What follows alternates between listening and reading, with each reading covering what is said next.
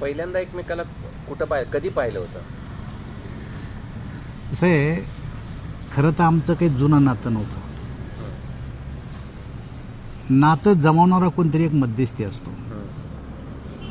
आमच्या गावामध्ये आमच्या घरी सालाना असणारा एक माणूस होता आणि तो दलित होता. त्याचं नाव होतं आसाराम जावळे.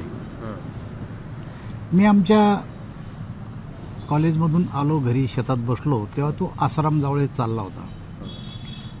आता लहानपणची ओळख असल्यामुळे मी त्याला आवाज दिला, म्हणलं आसाराम. तो आला. आम्ही लिंबात झाडाखाली बसलो. कुठं गेला होता? तर माझ्या सासूरवाडीला. कोणती तुझी सासूरवाडी? तो म्हणला सिल्लोड तालुक्यात निल्लोड. काय करतो तो? म्हणजे शिलाई मशीनचं काम करतो. अरे म्हणलं आपल्याला कधी मुलगी बघ ना तिकडं, हे घरची इकडच्या तिकडच्या आणतायत. मला पसंत पडणारी मुलगी जर तू दाखवशील आसाराम तर मी करतो. घरच्यांनी आणल्या, पण मला जरा खरं तर लग्न करायचं नाही, पण आता घरचे ऐकायला तयार नाही. टाईम आहे अजून माझ्या लग्नाला. पण तू एखादं दाखव मला तिकडं असेल आपल्या भागात. तर सहज आपलं त्याला गप्पा मारताना बोललो. ते म्हणले तू का माझं ऐकायला बसला? घरच्यांचं जर एवढं आणलेलं तू ऐकत नाही, माझं कसं ऐकशील? म्हणलं तू आंधळ आहे. आणि मग पुढच्या भेटीमध्ये आसारामने हिच्या वडिलाशी भेट झाली असेल, त्यांचे येण्या जाण्याचे संबंध होते. आणि मग आसारामने पुढच्या वेळेस मला प्रस्ताव दिला की अशी अशी मुलगी आहे, पण ते कुटुंब काही तुमच्या कुटुंबा एवढं मोठं नाही आहे, गरीब माणसं आहेत ते. अरे मला मुलगी घ्या जे आपल्याला, त्यांच्या गरिबीशी श्रीमंतीशी काय देणं घेणं आपल्याला, मला तू मुलगी दाखव. आणि मग एक दिवस मी आणि माझा एक मित्र आम्ही एसटीनं मुलगी पाहायला गेलो. आणि मुलगी पाहायला गेलो तर सरळ आसारामच्या घरी गेलो. आमच्या कोण ओळखीचं होतं? आसाराम मशीन चालवत होता. मग आसारामकडे गेल्यानंतर आसाराम त्या पाहुण्याकडे गेला. त्या टायमाला ते पाहुणे शेतात राहायचे. मग शेतातून यायला थोडा उशीर झाला आणि मग ते पाहुणे आले आणि आम्ही शेतात गेलो.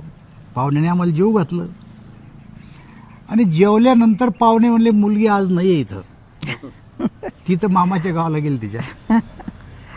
आवलं झालं, हे तर उगाच झालं. जेवणाच्या अगोदर सांगितलं असतं आपण निघून तरी गेलो असतो.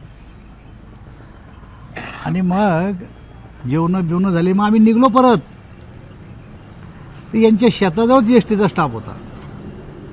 आम्ही एसटीच्या अर्ध्या रस्त्यात गेलो रे, की तिकून ही आणि हिची बहीण उतरले एसटीनं.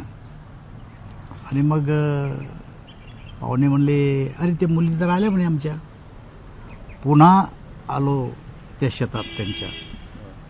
आणि मग ती पद्धत होती की मुलींना पाणी आणावं, आम्ही आपलं पाणी घ्यावं, आमच्या सोबत असणाऱ्यांना नाव विचारावं, शिक्षण विचारावं, झाली मुलगी पाहणं.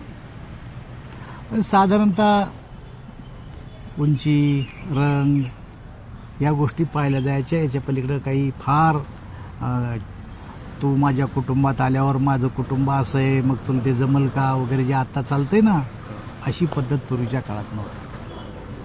आणि माझं कुटुंब होतं 60 माणसाचं आणि यांचं कुटुंब होतं 5-6 माणसाचं. अरे माझ्या कुटुंबात आली आणि पहिल्यांदा राहिली, लग्न झाल्यावर लगेच परत जावं लागत असतं आणि दुसऱ्यांदा लगेच आणावं लागत असतं. त्याला आमच्याकडे मांडव परतनी म्हणतात. नाही काय म्हणतात रे, मांडव परतनी, मूळपाटी लगेच आणावं लागत असतं. तर ते आमच्या घरात माणसं 50-60 होते. तर हिला वाटलं अजून लग्नाचेच पाहुणे गेले नाही काय कोण. ही मला पाहुणे गेले नाही अजून. अरे म्हणजे आपले तिथं एवढं कुटुंब पाहिलंच नव्हतं. आणि त्याच्यामुळं लग्न जमवण्यामध्ये तिकडचे इकडचे असे 400 आणि माणसं येऊन एकत्र लग्न जमवायचे त्या टायमाला. त्यामुळं अरेंज मॅरेज आहे, कुठलंही अगोदरचं सोयरीक नव्हती किंवा अगोदरची ओळख काही नव्हती. एबीपी माझा, उघडा डोळे बघा नीट.